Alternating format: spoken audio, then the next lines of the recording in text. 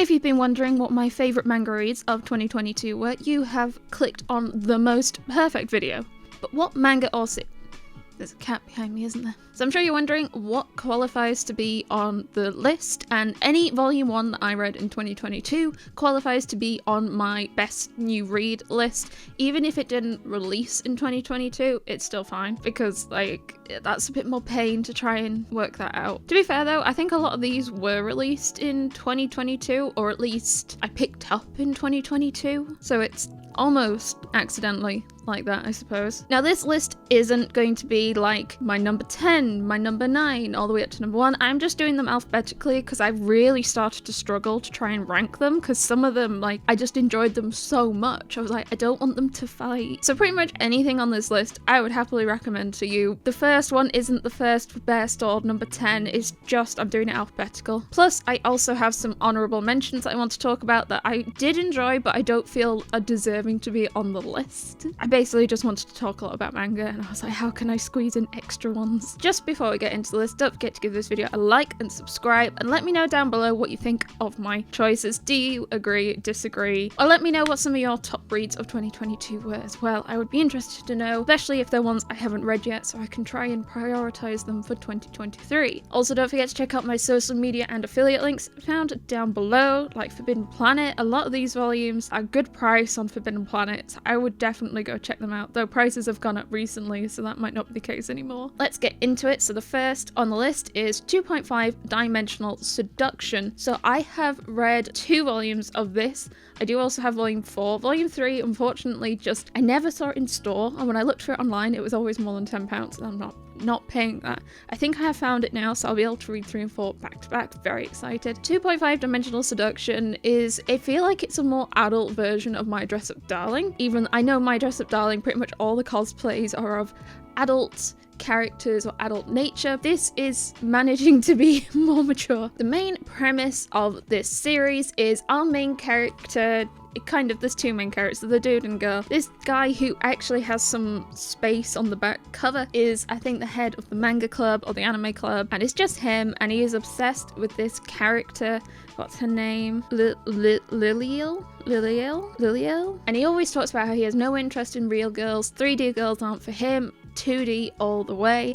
And then one day a girl walks into the club who also is equally as obsessed with this character Liliel, and what's her name? Lilisa, so you know, not too similar. And it turns out she cosplays, and she cosplays as the character, and then the guy sees her, and it's like meant to be a really good cosplay, and he's like, she doesn't look, she looks like my character, she looks like my waifu. I don't understand, I can't process, she's not 2D, she's 3D. Hence where like the 2.5D-ness kind of comes in, because it's like 2D character but as a 3D person. It's actually really, really wholesome. There's a whole bunch about girl wants to try and get more into cosplaying. She wants to be a cosplayer. She's going to events, and like the whole community around cosplaying is just super wholesome and lovely to her. Like she's struggling the first time at a con, and she's struggling, and like all the girls there just like jump in and help her, and it was just so lovely to read. I would recommend it. It is a plastic wrap series though, go ship, so 18 plus and all that. Actually, quite a few of these are 18 plus. Next up we have Cat Plus Gamer. Do you pronounce the plus? Cat Gamer. There are 2 volumes of this out. It is published by Dark Horse. I believe it's complete at like 6 or 8 volumes. There hasn't been much of a whiff of volume 3. I haven't seen any pre-orders up for it yet, which is a bit concerning, and I have heard that Dark Horse are known to do that sort of thing. They just kind of stop. I mean, like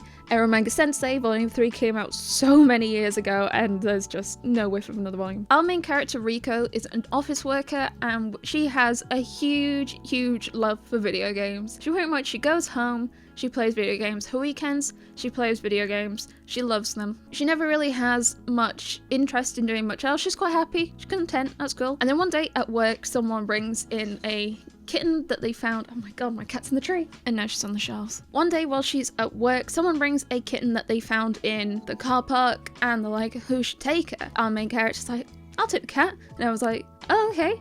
And I think she's equally like, why did I agree to take this cat? And she takes the cat home and she kind of treats the cat like she's trying to level up a character. She's like, what do I need to enrich it? What do I need to feed it so it'll get stronger and bigger? Every chapter kind of likens looking after a cat to video games in some way. And as someone who plays a lot of video games, particularly a lot of JRPGs, which is what most of the video games reference, I was like, yes. And there's this whole amazing chapter where she spent like a whole weekend trying to get this like 2% drop on a boss run, and then the cat is like sat on her PlayStation like right next to the power button and she hasn't saved, and she's like trying to get the cat to move away so he doesn't turn it off before she can save. And like I read the chapter and I'd also spent the weekend trying to get a 2% drop on a boss, and I was like, oh my gosh, this is so relatable. And at this time I didn't have cats and it just made me want cats even more, and I made my partner read them and I was like, come on, we need to get cats now. Have you not seen how cute cats are? If you're like, ah. And then basically I think it was like a month after reading this, I had 2 cats. So if you are into games and you're even slightly tempted by a cat, maybe don't read it at your own peril.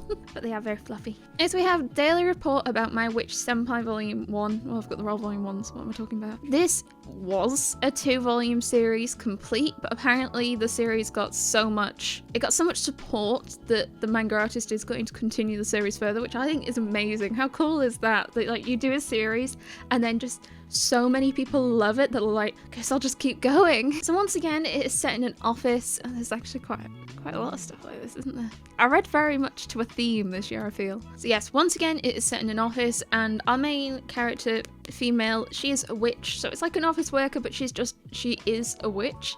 It's like a normal kind of slice of life romance with a witch, and it's like, I actually really love it. And this dude kind of starts to be nice to her, spend more time with her, and it's just, there isn't really anything that happens. It's just a really nice, calm, pleasant read. I also absolutely love the artwork. I love just how many stars. It's so starry. She's at the top of the tree. God damn it, cat, come down. At the end of the volume, the artist even talks about saying, thank you so much for reading. I love stars, so I drew lots of them while working on this series. I was so happy. I just love, like, I like stars, so I drew them. And just, I absolutely adore the mentality of that. So I'm so excited to see that there are going to be more volumes of this coming out. I'll Never Be Your Crown Princess. Now, this is the only volume I have. Unfortunately, my volume 2 is stuck being in pre-order something. So this is one of the steamship titles that was put out this year. I believe there were 4 that came out. This is absolutely my favorite. It's an isekai. It's got smut. Yeah, I'm good with just that, to be fair. So our main character is this person, and she has been isekai'd into a world. She is going to be married off, and she's like, I don't want to do that. And she finds out there's some law, rule, ancient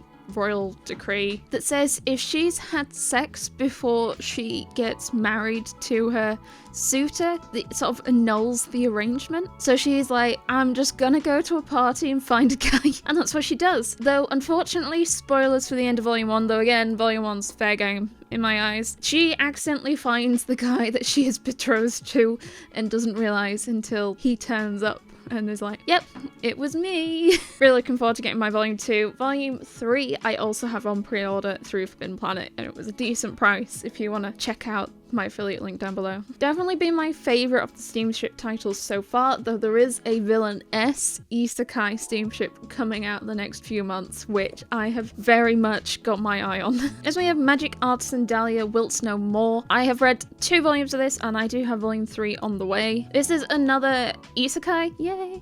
I feel like most of my choices are either something smutty or an isekai or a female lead. As I said, I feel like I've read quite a different type of manga this year to what I normally do. Like, I normally read a lot of like battle action-y stuff. I feel like I read a lot of not that this year. That's not to say that I don't enjoy battle action-y stuff anymore. I very much do. I just don't think I've actually started any new ones too much this year. I've read a lot of series that have been ongoing and stuff, just not many new ones. Yes, Magic Artisan Dalia Wilts No More. So this is an isekai, and our main character's been isekai'd, and she is isekai'd, I think, as a baby, or at least as a very young girl. So you kind of start the series off with her as a child, and you see her grow up, though it's quite quickly. I think it's only like a chapter or 2. I think it's 1 chapter that she grows up and she's sort of a young woman. And in this world, they kind of use sort of magic and gems imbued with different elements, create these devices and appliances and stuff, which I absolutely love reading about in isekai. And Dalia uses this to try and create contraptions that she had on Earth that are no longer, that aren't around in this world, such as like a hairdryer, air conditioner I think might have been one. And I absolutely love that sort of thing where they bring stuff from modern day into these fantasy worlds. There's definitely some ups and downs, and do not worry, there is a nice, handsome looking fellow that comes along later on in the volume and is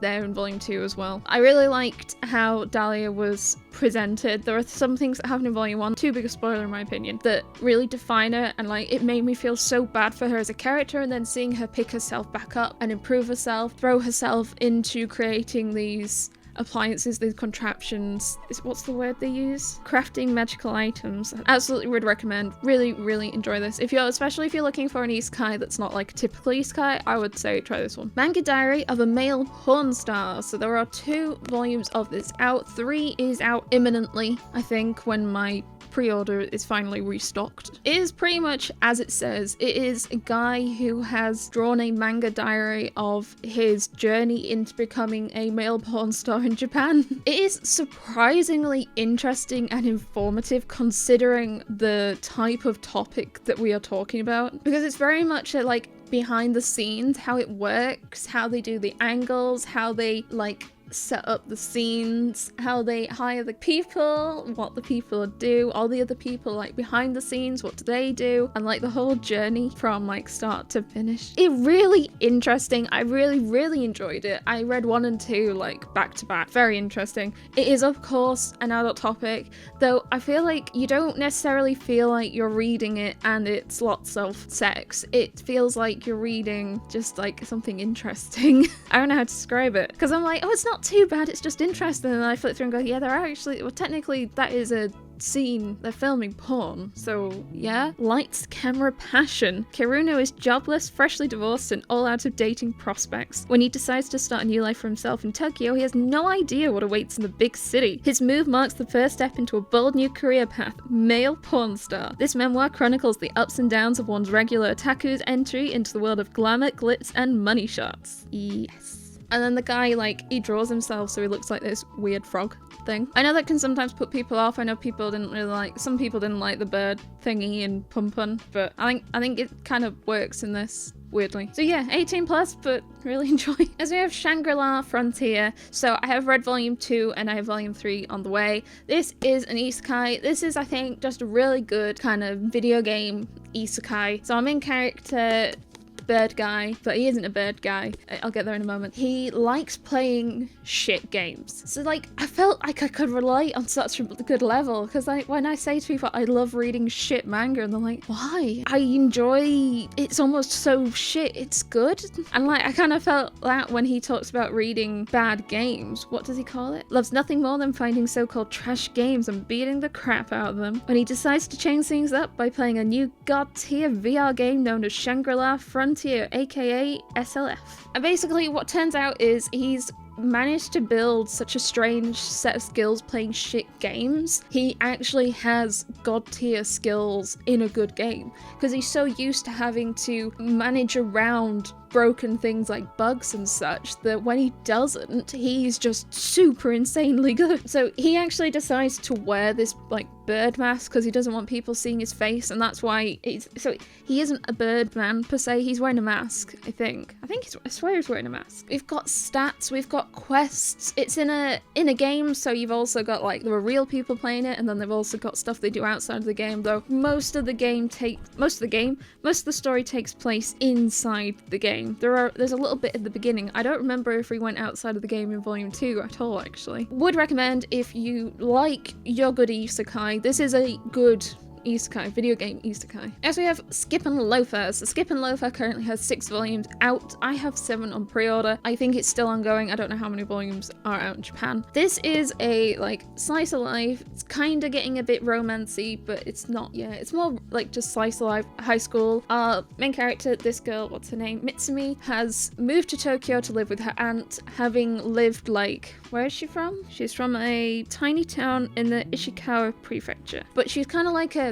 a country girl and she's moved to the big city to go to school. It's kind of her navigating the different societal expectations of a teenager in this environment, because it's absolutely different to just being in the country. And also she has to try and make new friends. It's not the friends she's grown up with. I've really enjoyed it because just it's nice. Most of the characters are really nice. The conflict are often fairly minimal, and there's often quite nice communication or conversations that kind of walk through things. I also really like, it kind of reminds me of Komi a little bit, where the main character, she doesn't fully know how to navigate and communicate in this new situation. It's different to Komi, and she's not got she's unable to talk, but it's different, and she's trying to navigate this different world. Maybe I'm just a sucker for really nice characters trying to make friends. Because of her, like, she's almost super naive and innocent, and she ends up making an absolutely wonderful set of friends, and most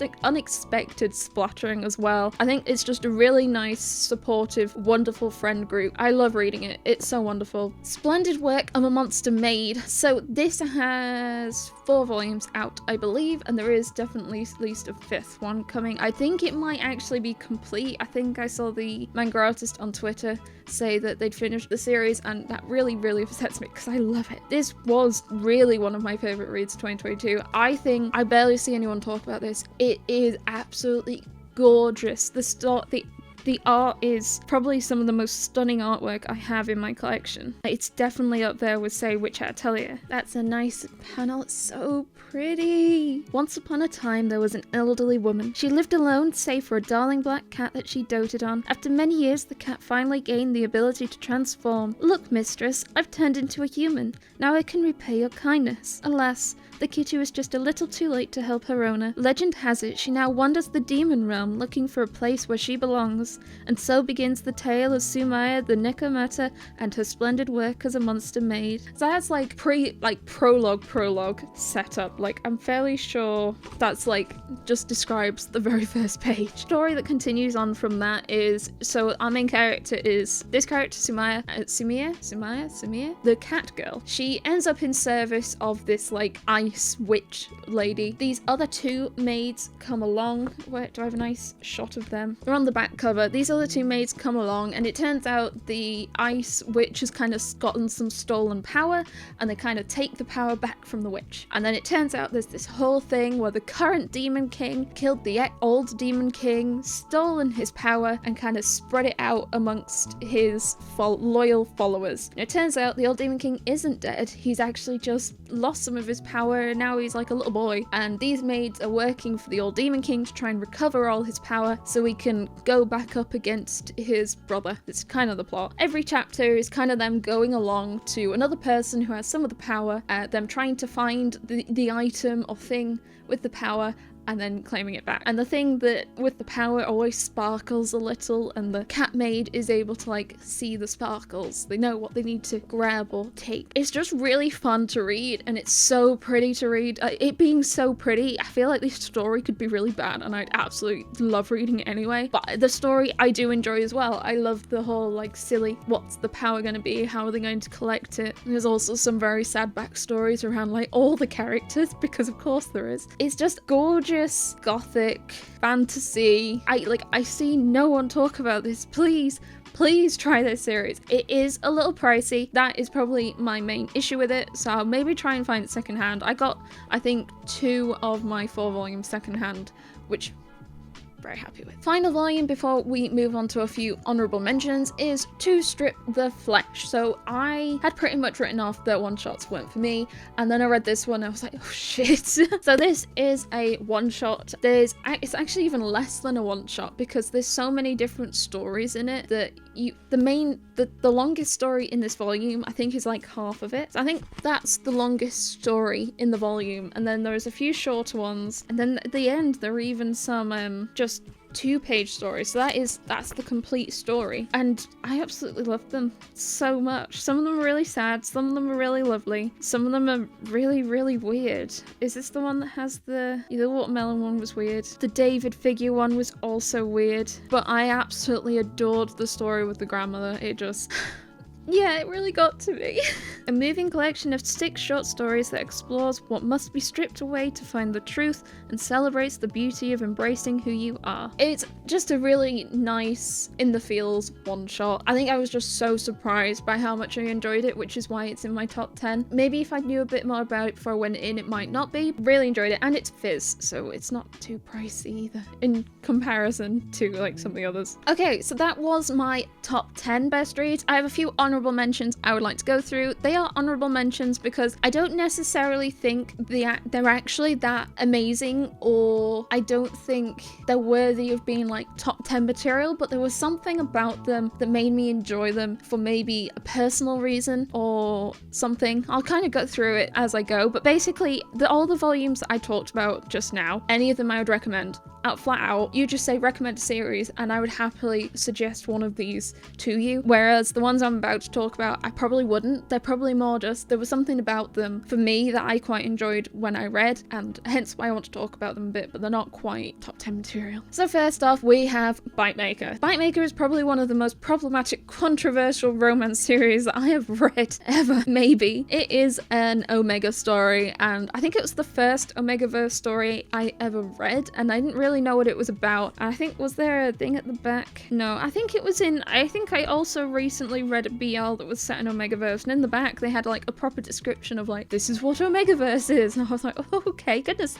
like a proper paragraph sort of deal. Basically, it's an Omegaverse. The alpha guys run the school. There's 3 of them, and an Omega turns along, oh my gosh, an Omega comes along, turns up. She's trying to hide the fact she's Omega because they're kind of dying out. She doesn't want all the issues, and basically all 3 guys are drawn to her because she smells, apparently Omegas smell nice to alphas, and they all want to have her babies, and this guy is kind of really trying to have babies with her, and she doesn't want that, but also like pheromones or something, alpha moans, whatever they are, like are trying to change her mind. Oh, it's so problematic, but I've really enjoyed how dramatic and problematic the romance is being, but hence why like I wouldn't recommend it, but I've enjoyed it for like how terrible it is. I also don't understand why the characters are covered in like strange, what is this? It's blue, some of them covered in yellow, it's red, it's green, it's like, is it mustard, is it ketchup, is it guacamole, but what's blue? I think Emma and Tiffany said blueberry jam. Is blueberry jam that blue? There are 6 volumes of this out at the moment. 7 comes out in a few months time. Well, at the time of recording this, it comes out in a few months time. I think it's April time that it comes out. Again, I don't think I can bring myself to recommend this to anyone unless you're like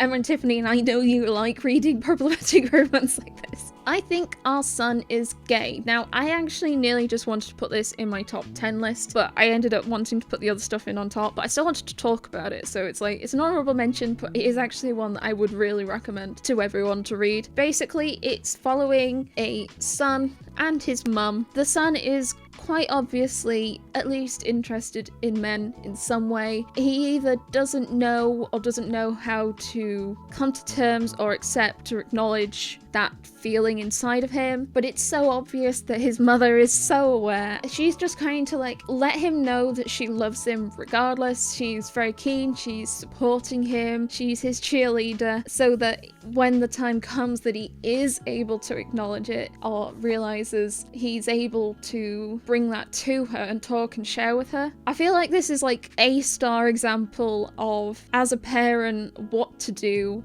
when your child is coming to terms or realizing something about their sexuality and you've been able to pick up on it before they have. I think our son is probably gay. He's really cute and sincere to boot. Oh, it rhymes. There's a lot of instances where the son just sort of lets slip something, like one day I'd love to have a boyfriend that did that for me, and he's like, oh sorry, I mean girlfriend, and his mum's like, I know dear, and he's like, yep, girlfriend, and his mum's like, yep.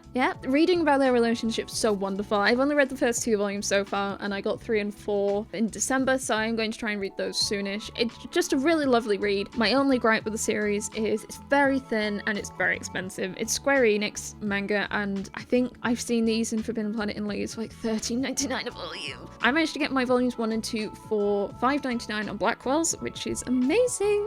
And then I managed to pick up 3 and 4, I think, for like 6 or 7 something of December. It wasn't, I didn't pay $13.99 prices at all. Please recommend, please.